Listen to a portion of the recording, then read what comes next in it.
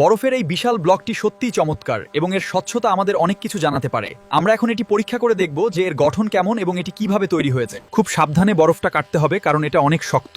আমাদের হাতে সময় খুব কম, তাই দ্রুত কাজ শেষ করতে হবে। সাবধানে কাটো যেন ভেঙে না যায়। আমার কাছে সবকিছু ঠিক আছে, আমি এখন এই গর্তে করে ফেলবো। তুমি কি এখন সাহায্য চাইছো নাকি আমি একা কাজটা শেষ করব? কাজটি সম্পন্ন করতে অনেক পরিশ্রম করতে হয়েছে, তবে এখন এটি পুরোপুরি সুরক্ষিত এবং নিরাপদ রয়েছে, যা আমাদের এই হিমশীতল পরিবেশে সুরক্ষা দেবে। এখন সবচুপ আজ আমরা এই ভূগর্ভস্থ কক্ষের মেঝে সমতল করছি এবং কংক্রিটের কাজ দ্রুত শেষ করার চেষ্টা করছি।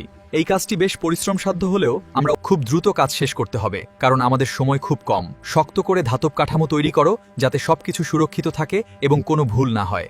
কাজটি দ্রুত সম্পন্ন করতে হবে কারণ এই ফোম খুব দ্রুত শুকিয়ে শক্ত হয়ে যায়। সাবধানে সব কোণাগুলো সিল করে দিন যাতে কোনো ফাঁক না থাকে।